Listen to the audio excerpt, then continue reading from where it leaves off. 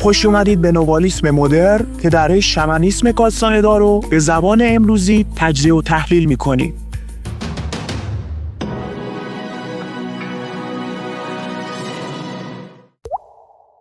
خب دوستان، خدمتتون هستیم با ادامه مبحث مرور دوباره که تو ویدیوهای قبلی مقدماتی راجع بهش خدمتتون ارائه کردیم و کم و کیفش رو تا حدودی توضیح دادیم. اما باید فلسفه‌اش رو باز کنم براتون که این چی کار میکنه، این در واقع به لحاظ انرژتیک چه فرآیندی پیاده میشه که نهایتا مرور باعث آلوده سازی کالبد انرژی ما میشه. خدمتتون عرض کردم که وظیفه تنفسی که ما در حین مرور انجام میدیم در واقع بازیابی انرژیه. باز تاکید کنم که اگر ترتیب دم و بازدم به هم بخوره مثل کارلوس هیچ ایرادی نداره. تمرکز اصلی باید روی رویداد مرور شونده باشه و اینکه شما قصد میکنی با تنفست انرژی رو ببلعی و پس بدی. مکانیزمش رو بیشتر براتون روشن خواهم کرد. دونا فلوریندا گفتش که کالبد نورانی به طور مداوم رشته‌های تارمانندی رو خلق میکنه که از توده نورانی ما به بیرون ساطع میشه و با احساساتی از هر نوع رانده میشه. احساساتی مثل خشم، مثل ترس، مثل غم، هرچی که فکرش رو بکنید و بدین ترتیبه که در رویدادها درگیر میشه این تارهای انرژی. بنابراین هر موقعیت تعامل یا هر موقعیتی که درش احساسات درگیره به طور بالقوه به کالبد درخشان ما تخلیه میشه. با نفس کشیدن از راست به چپ و در عین حال به یاد آوردن یک احساس، یعنی که میخوایم باز تجربه کنیم اونو، یک کمین کننده شکارچی، از طریق این تنفسش که در واقع یه چیزی ماهیتاً جادوییه، رشته هایی رو که پشت سر گذاشته گردآوری میکنه.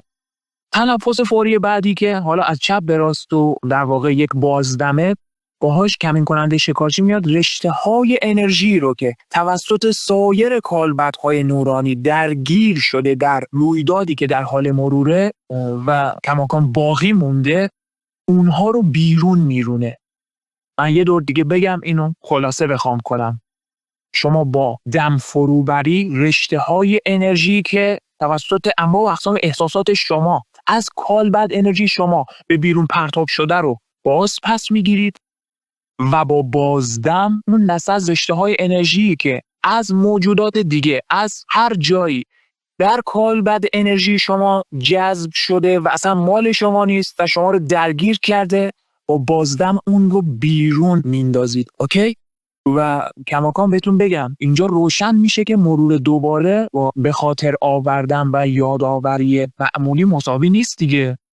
تو گویی یک قصدی پشت این تنفس فرایند مرور رو متمایز میکنه از یک یادآوری اجمالی. شما داری پیاده میری هر جایی، یه سری چیزا ممکنه به خاطرت بیاد، این کفایت نمیکنه. اون مرور مدرن هم که اشاره کردیم در واقع یک قصدی پشتش هست که ما با تنفس جادویی خودمون اون قصد رو اعمال میکنیم. و از دید بینندگان همونطور که دون ملچور هم میگه، یادآوری در واقع یک احساس از نوع دست دومه که توسط تفکر روزمره به آگاهی ما دیکته میشه، در حالی که مرور حقیقی توسط حرکت نقطه تجمع مترتب میشه. بچه‌ها این خیلی نکته مهمیه. یادآوری گذشته از فیلتر ذهن میگذره، اما مرور دوباره واقعی زمانی تجربه میشه که ذهن خاموش بشه. شرط لازم جابجایی پیوندگاه دیگه، میدونید اینا رو.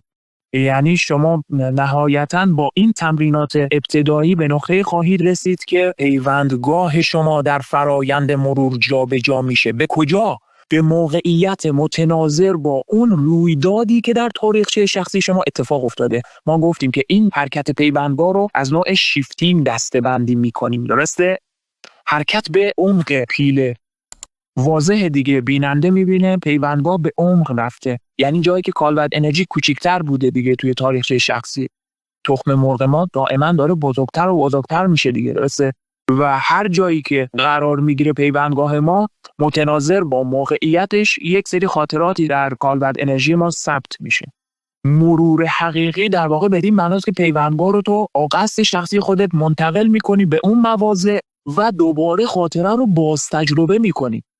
این دیگه یک مرور حقیقیه. به خصوص حالا مرورهای پیشرفته‌ای مثل مرورهای در رویابینی که خیلی دیگه پیشرفته‌اند، یه جوری هستش که شما از طریق دقت دوم پیوندگاهت رو میبری به موضع متناظر با اون رویدادی که رخ داده و به طور مستقیم تجربهش میکنی. اما چون ماهیت دقت دوم چندین برابر واقعی تر، حقیقی تره، اون مرور خیلی اثرش زیادتره نسبت به مرور با بدن فیزیکی.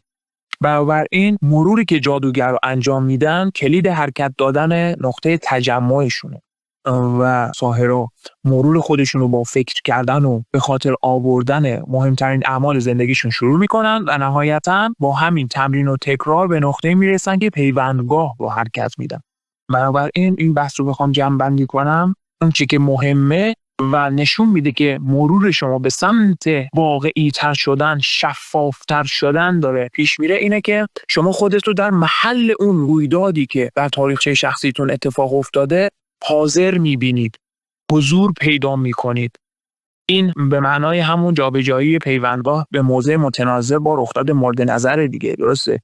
وقتی که شما موفق میشید این کار رو انجام بدید، یعنی در محل رویداد حضور پیدا میکنید، یعنی با موفقیت تونستید نقطه پیوندگاهتون رو به موضع دقیقی که در زمان وقوع رویداد بود منتقل کنید.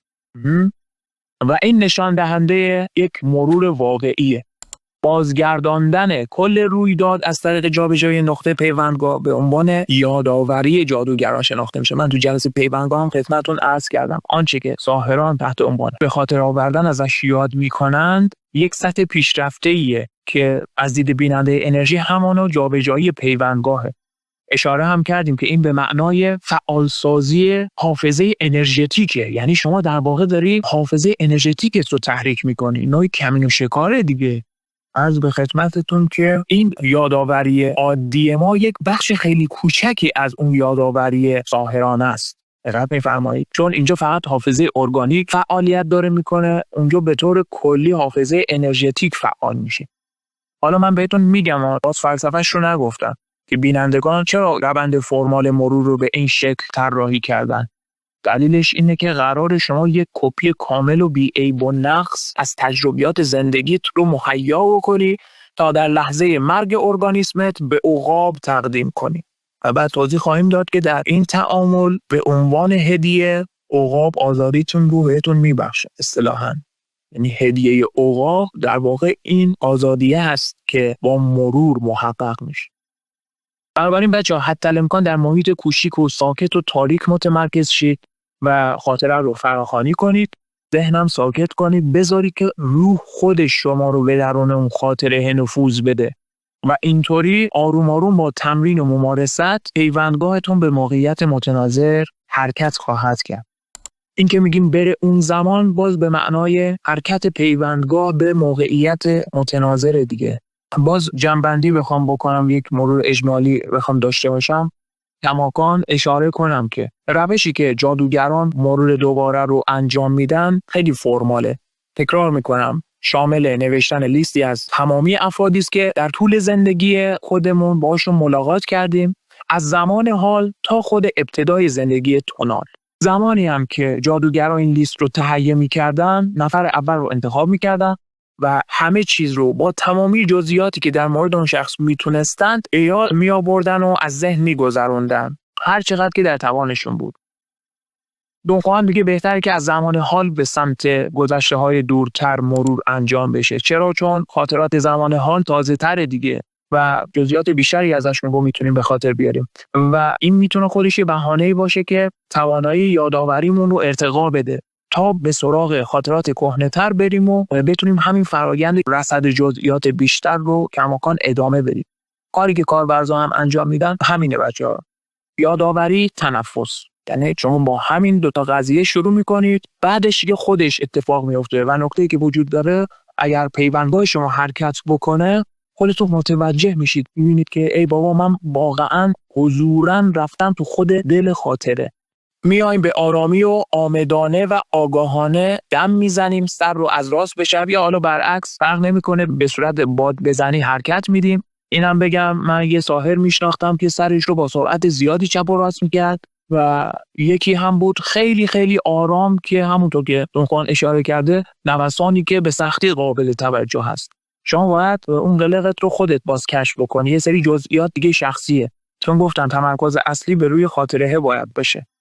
و بازم هم به همون شکل به جهت معکوس در حین اینکه حالا سر از شانه چپ به راست یا حالا برعکس داره حرکت میکنه. اما بازم هم به طبیعی ترین حالت ممکن خودش باید باشه. چرا؟ چون اگر خیلی سریع باشه واضحه که نفسهای تو باعث میشه خودت خسته بشی، یعنی بعد اصلا تسلطت بر خاطره از دست میره. در واقع اون تیپ تنفسی که برای مرور نیازه بهتر که سرعت ملایم و آهسته‌ای داشته باشه. خب دیگه بچه‌ها خسته نباشید. خیلی ممنونم که ما رو همراهی میکنید. از حمایتاتون متشکرم. بحث مرور دوباره ادامه داره. ویدیوهای مرتبط دیگر رو هم حتما تماشا بکنید. حتما. مراقبتون حال خودتون باشید.